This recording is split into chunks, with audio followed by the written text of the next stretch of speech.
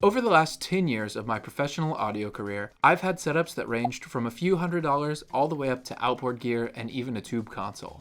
So, what do I suggest to somebody who's looking to build a home studio from scratch right now? Let's dig into it and build the ultimate home studio from scratch. My criteria for this list is going to be 1. Affordability, 2. Practicality, and 3. Long-term usefulness. For that reason, this isn't the most budget-friendly studio or the ultimate cheap studio setup, but all of this gear is from brands that I trust and from brands that I think meet the minimum quality threshold to recommend someone spend their hard-earned money on. So let's get into it. Before you buy anything else, I suggest starting with your recording interface. Your interface is a crucial piece of equipment because it converts the analog sounds of your microphone and your instruments into digital audio that you can record.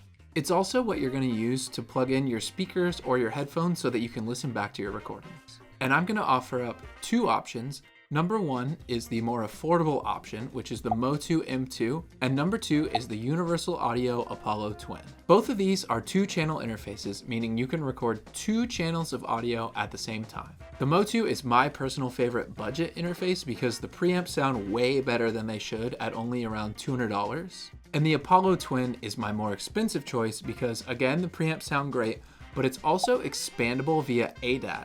Meaning you can use an ADAT compatible preamp to add up to 8 more channels to that interface. That will allow you to record 10 tracks of audio at once. This upward expandability makes it a great option for someone just getting started, but also with an eye for the future. I currently use the 8-channel version of this interface, and it's been my go-to for years. So, you've got your interface covered, now we can talk microphones. For the startup home studio, I'm going to suggest 1 condenser mic and 1 dynamic mic. And starting with the dynamic, my first choice is going to be the Shure SM57. This is a super budget-friendly mic, and it also is super versatile. It sounds great on all kinds of sources, from electric guitars, snare drum, all the way to even vocals. Honestly, the SM57 is probably the best bang for your buck microphone that's on the market. For the condenser mic, I'm going with the Lawton Audio LA220, which is a condenser mic that punches way above its weight when it comes to price. It offers a detailed sound that's full of character, so it's a great contrast to the SM57. It's a fantastic choice for recording vocals, acoustic instruments, even percussion like shakers. These 2 mics alone should cover a huge variety of home studio projects. So you've got your interface, you've got your microphones. Next up, you're going to need a way to listen back to that audio that you've been recording. Now you've got 2 options, headphones and studio monitors. Personally, I think your dollar goes a lot further with headphones compared to studio monitors, and for that reason, I'm going to recommend you pick up a pair of Beyerdynamic DT770s. These are great headphones for mixing, for tracking vocals, or just for casual listening around the house. Plus, the velvety ear pads make them very comfortable for extended mixing sessions. If you do grab these headphones, make sure to grab the 80 ohm version because the 250 ohm version will require a headphone amp to power them properly. If you want to grab some studio monitors right off the bat, the Yamaha HS5s are a solid pick, and they strike a great balance of good sound and good value. But you can totally get started with a nice pair of headphones and add studio monitors later once you have a little bit more budget. The last big piece of hardware that you're going to want to grab is a MIDI controller. This will allow you to record all kinds of software instruments using digital signal called MIDI. MIDI's great because you're able to correct mistakes that you made, change the key you recorded in, and change the sound of the instrument after the fact. This gives you a huge level of flexibility over a regular keyboard. Since you're not using the built-in sounds, to me, MIDI controllers are kind of interchangeable, but I have an Arturia 49 key controller. Just grab one that fits in your budget and is going to fit on your desk. You'll also need some accessories like a pop filter, mic stands, and mic cables, but that pretty much covers all the hardware that you're going to need to get started. Now, let's move on to software.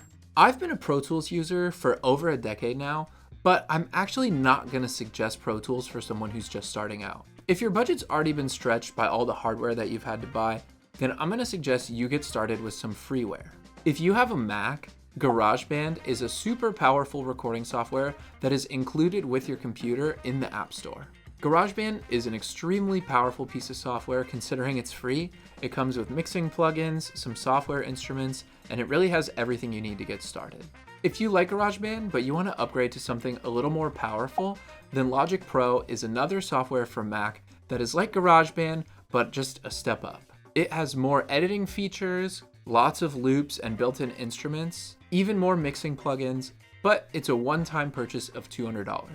If you don't have a Mac or you want to try something a little different, there is a software called Reaper that you can check out. Now, I've never used Reaper, but I know a lot of people who swear by it, and it has a totally free trial, so you can try it before you buy it. It's also only around $60 to buy the full version of Reaper, so you really can't go wrong.